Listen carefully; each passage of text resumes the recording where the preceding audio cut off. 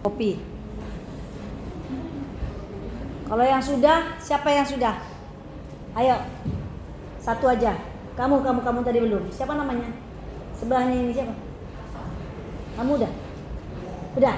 Kamu udah dulu ya. Hasan. Siapa? Hasan. Ayo Hasan. Nggak usah dibaca sampai misalnya dia tahun sekian, nggak perlu dia. Kamu ambil garis besarnya, startup di bidang apa, dia siapa? Ya? Oke. Nah, ayo. Ayo, Hasan.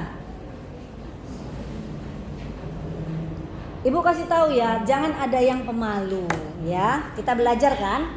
Nggak ada yang sudah paling benar. Karena kalau sudah paling benar nggak duduk di bangku kampus, ya. Jadi jangan ada yang takut bicara, takut menyampaikan masukannya atau bertanya, ya.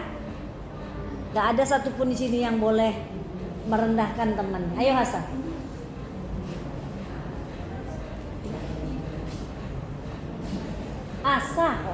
Asa. Oh, oke. Ayo Asa. Ayo kita dengar. Nama platformnya apa? Siapa pemiliknya?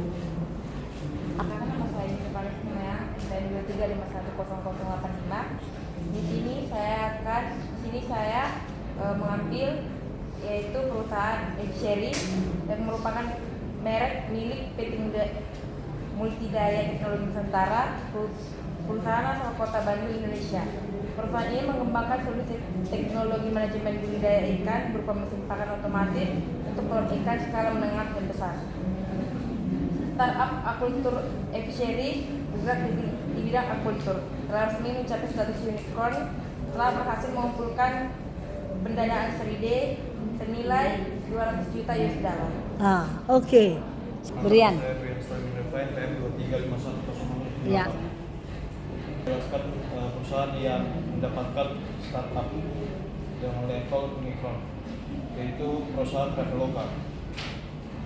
Traveloka saat ini menjadi perusahaan startup teratas di Indonesia yang menyediakan layanan pemesanan tiket pesawat, pemesanan hotel, dan berbagai kemudahan fasilitas lainnya. Layanan yang diberikan oleh Traveloka tidak hanya dapat dinikmati di Indonesia saja, melainkan di beberapa negara tetangga seperti Derianto Kusuma CTO dan Albert Jam, Head of Design. Saat ini telah menyandang predikat perusahaan startup unicorn. Hal ini disebut didapat oleh Traveloka karena nilai perusahaannya yang sudah di atas 1 miliar US dollar. Kini Traveloka memiliki karyawan bahkan mencapai lebih dari 1.200 karyawan.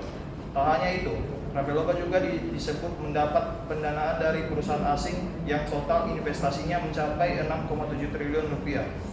Sebelum sukses seperti saat ini, Ferry Yunardi merasakan jatuh bangunnya untuk mendirikan Traveloka. Tentunya dengan keputusan yang cukup sulit, Ferry memberanikan diri untuk mengambil resiko dari hal tersebut. Ferry berhenti dari perusahaan Microsoft dan berhenti dari kuliahnya di Harvard University untuk membangun Traveloka. Dari kesuksesannya tersebut, Ferry Yunardi menjadi inspirasi para pembisnis muda. Oke, bagus. Ayo Fris kan? Farel. Ayo Farel. Fris siapa tadi Fris? Enggak ada ya? Farel.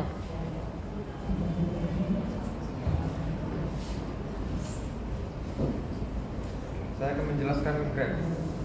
Perusahaan Grab ini adalah ride-hailing ini menyandang status unicorn di tahun 2014. Grab didirikan oleh seorang pria kelahiran Malaysia bernama Anthony Tan. Pada 2021, ia masuk dalam daftar pengusaha kaya di Singapura versi Forbes. Meskipun punya markas besar di Singapura, pasar terbesar Grab adalah Indonesia.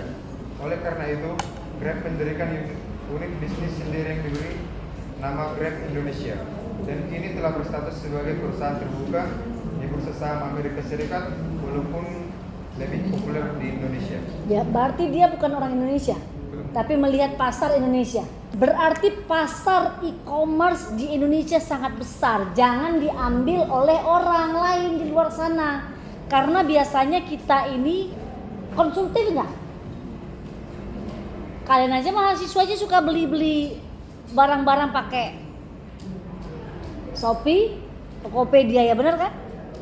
Jadi orang sudah malas pergi melakukan sesuatu transaksi, malas sudah keluar.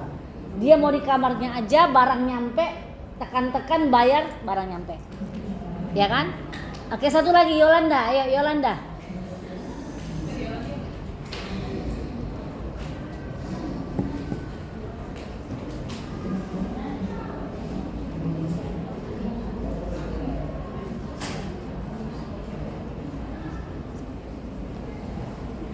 Oke, next. Udah ya, sekarang kalian kirim, bagusnya kirim ke grup kita di WhatsApp atau di GC.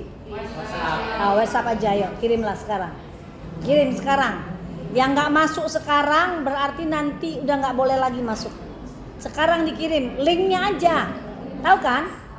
Nah, ayo linknya aja. Kirim sekarang.